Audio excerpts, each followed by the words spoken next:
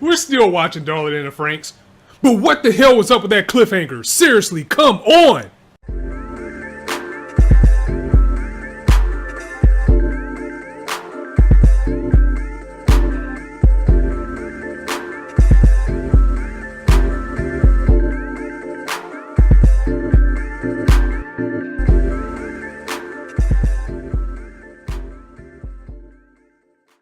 What the hell was that? I mean, seriously, what the hell? No, hell no, no. You're not gonna end the episode like this. You're not gonna drop us off like this 3 episodes before this finale. No, you're not gonna do this, Trigger. A1, Cloverworks, you're not gonna do this to me. Boku no Hero Academia already took my heart today. Darling and Franxx just took my soul, because there's no way in hell that 02 is gone. I don't believe it. I don't believe it. If anything, what we got at the end of this episode is just rekindling the talks of a season 2 happening, because it is way too late for us to be pulling a time skip, because that's the only way I can see this working, because Vroom just got away, and Vroom was like, you know, we're gonna come back with all our rowdy friends too, so get ready. So yeah, we gotta do a time skip in order to get to this war. Is it too late though? Can we cover all this in 3 episodes? I mean, that has been the question that's been going on and on and on with Darling and Franxx each week, with every twist, every turn, every development, every change of direction. We have to wonder how much time we have before it runs out. And I need to really talk about something that I called last week before we get into this episode, because we're going to get into this episode. This might be a long one. Good thing you guys like this. It reminds me of the Gundam days when I used to do 15, 20-minute videos just talking about the episode, and you guys absolutely love it because I love talking about it. But I want to address something first before we get to this craziness. So what did I tell you?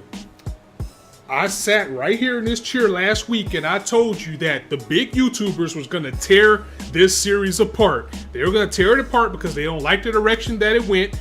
And all of a sudden, everybody were going to turn their knives on this series like it wasn't things there that led up to what happened. And the execution on some of the things they're not the best. But come on now, I knew this was going to happen. And this is what happens when the powerful casuals get to talking, you know, on their social medias, when they start making videos to slander shows just to get views, or maybe because they really feel that way, because we live in a time now where people just don't like when they get duped. They don't like when things don't go the way that they thought it was going to go. You can even say that people don't like surprises, but there were videos out there. People are tearing this series apart. You know, the Gigooks, the Mother's Basement, maybe even Joy the Anime Man. I really don't watch any of their content, but I've seen some of their posts, and all of a sudden, everybody's like, oh, me too, Gigook. Me too, big anime YouTuber who's probably just making a video saying Darling and Franxx sucks all of a sudden in episode 20. Because you said it, because I'm a follower and I want to say the same thing too, and I'm the type of person, I don't care what you think, because I can assure you that my opinions are my own. And I'm not going to sit here and say that I haven't been swayed, but it's been my own sway. Like, yeah, some series do tend to fall apart. But the thing about Darling and the Franxx, everybody is saying that the space thing and when Vrim came out of nowhere, it ain't been out of nowhere. The signs are there. It's sickening. It's sickening how people are turning their back on this series, where things before this series came along did the exact same thing and nobody batted an eye. Nobody said anything about it. But because Darling is doing it now and the older series are older, people don't want to talk about it. Oh, you know, Ava, they just copied off Ava. It's just copied off Gurren Lagann. Let's talk about Evangelion for a minute, because that shit brought us a central character in the last 3 episodes, and 2 of those last 3 episodes don't even fucking count. Nobody batted an eye about that. No one said anything about that, did they?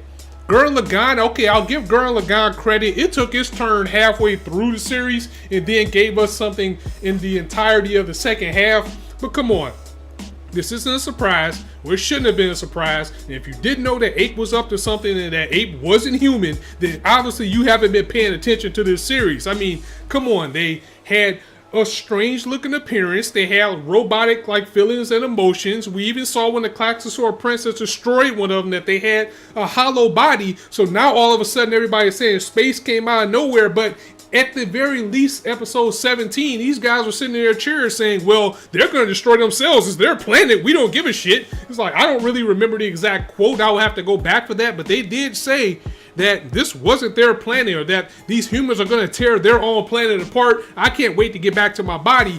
So looking at that, looking at some of the things that we have, like the Klaxosaurs, for example, like no one ever took the time to actually think and elaborate on what these things were and where they came from. They wasn't human. They weren't created. So why is it a surprise that some type of alien being is in this series when you had one in front of your face the entire time?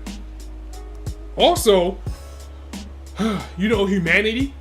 The thing with humanity, with them being stripped of, the reproduction and basically being churned out and being made to weaken the Klaxosaurs and losing their individuality, which we found out was something that Vrim was doing all along. That was a big sign. And also, and I don't care what people say about it, it's Trigger. Come on now, Trigger's gonna give you something weird at some point. I mean, the only thing that they didn't go completely space on was Kisniver, but expect this type of thing from a series with them involved in it because it's their niche, it's what they do, and they do it well. This series is still doing it well, and anybody that feels that it isn't, you either just don't want to admit that this series, in my opinion, is doing things a little bit better than Ava because maybe it had a little bit more time, maybe it had a little bit of production. I don't care what people think. I welcome the opinions because I just don't like Evangelion. I have a right not to like it, how everybody doesn't have the right to not like Darling and Franxx.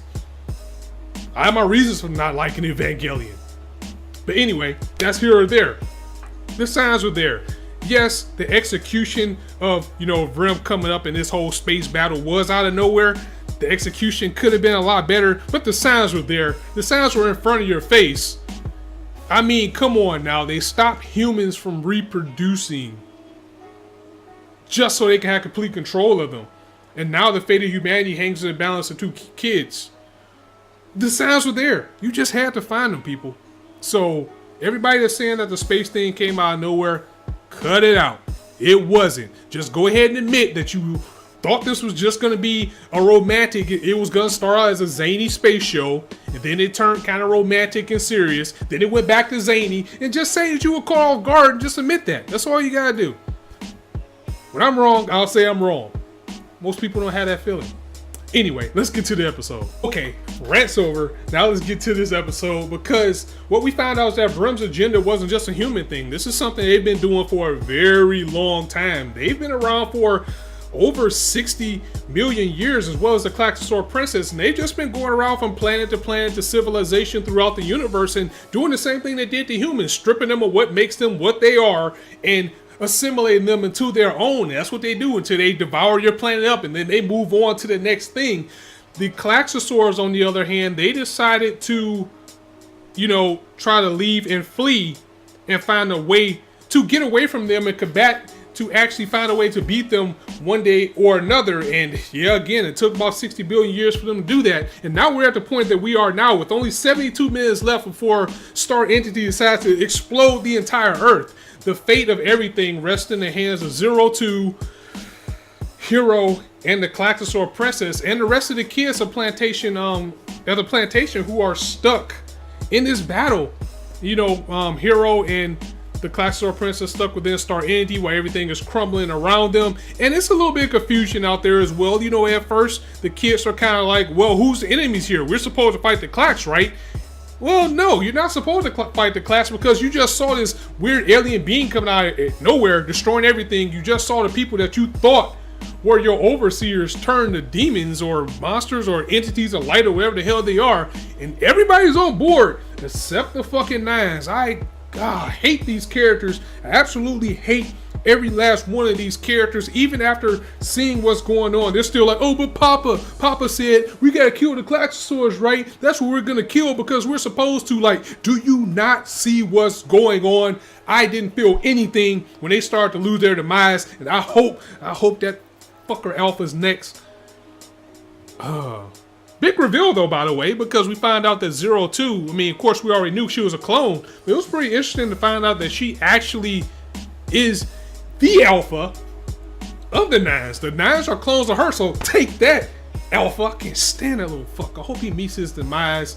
I kind of got a feeling that where we're going with these last 3 episodes, again, if we get a time skip, they might try to pull a Gurren Lagann like what they did with Viral, and maybe have him redeem himself and kind of be a good guy. That's the only thing left, especially with his unit being dead, because we didn't see anybody else but him, and he's still crying for his papa as these aliens who want to destroy our planet are going away, and he's still, oh, Papa, just get him out of here. I didn't feel anything for him or his demise or when he was leaving.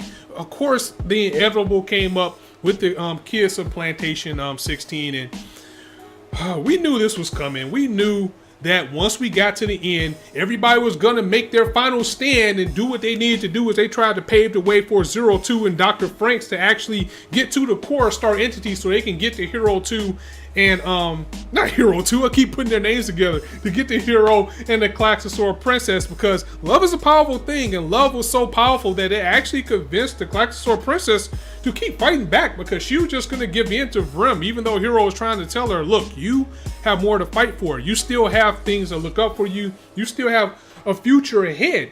So when she saw the love that was between, you know, a clone of herself, when she saw the love of Zero Two and her darling and that kiss that they had and how much they loved and cared about each other, it actually gave her the change. Well, not necessarily to change her heart because she always was the good guy in this, but it gave her the resolve to keep fighting and allow them, you know, to pilot Star Entity, which is now a big giant-sized Strelitzia.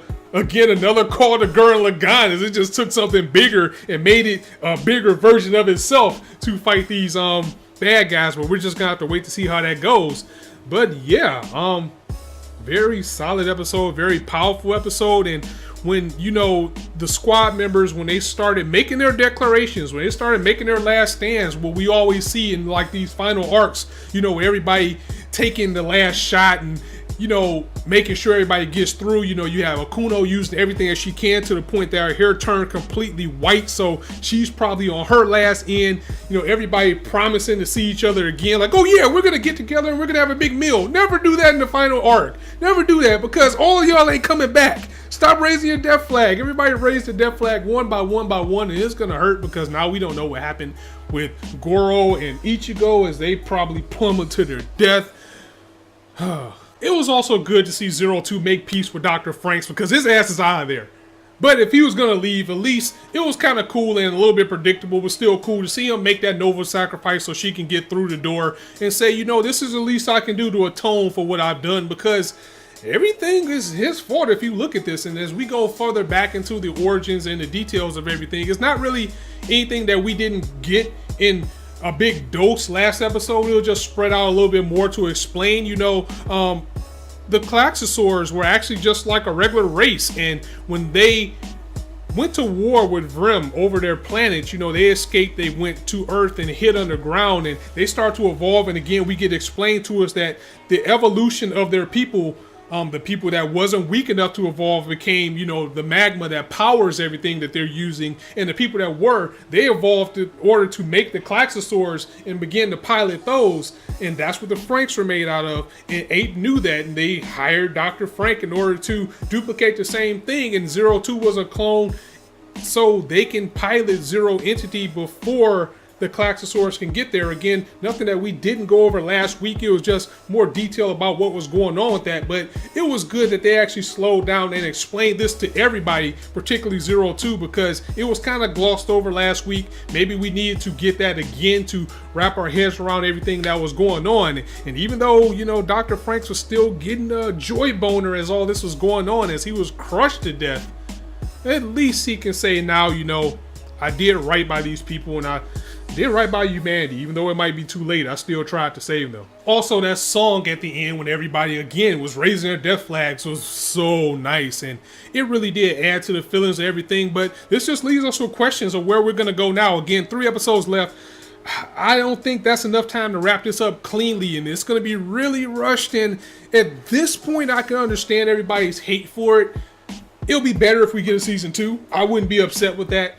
Hopefully it can still end well, because now we just got more questions. Like, are we going to get a time skip? Because if Vrem said they're going to come back with their full army, that has to be across the galaxy. It's going to take them a while to do that. You know, maybe they can slap whatever 9s happen to live. Hopefully none of them except Alpha.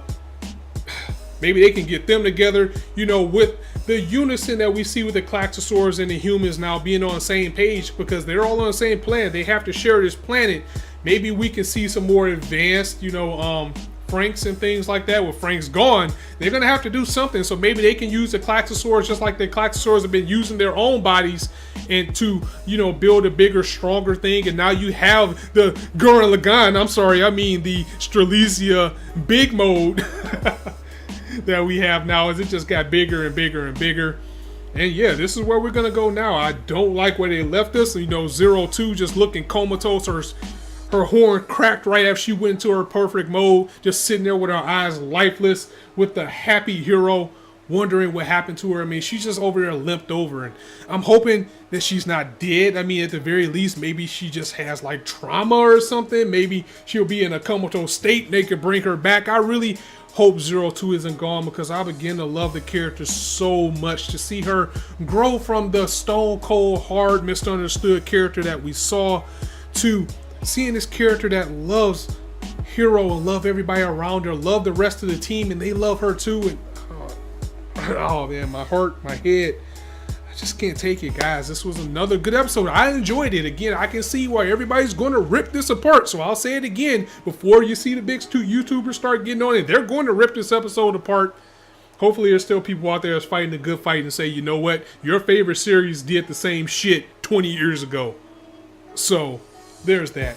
Guys, definitely let me know what you thought of this episode in the comments below. I'm really interested in knowing what you think is for the future of this series. Like, are we going to get a season 2, or are they going to try to wrap this up in 3 episodes? Again, with Vrim leaving the Earth and vowing to come back, we have to take a time skip. We have to. That's the only way that humanity is going to be able to pull themselves together and get ready for this war, because it's going to be a little bit bullshit if that one weapon is enough to stop all of them. But we'll just have to see where it goes. So as I always say, guys, if you like the video, go ahead and drop it a like. And if you want to hear more, go ahead and hit that subscribe button, as there's not a shortage of content you indulge on this channel. As I always say, you guys can be anywhere on YouTube right now. You chose to listen to me. I really appreciate that, so thanks for stopping by. On that note, it's your boy Scott signing out. See you soon.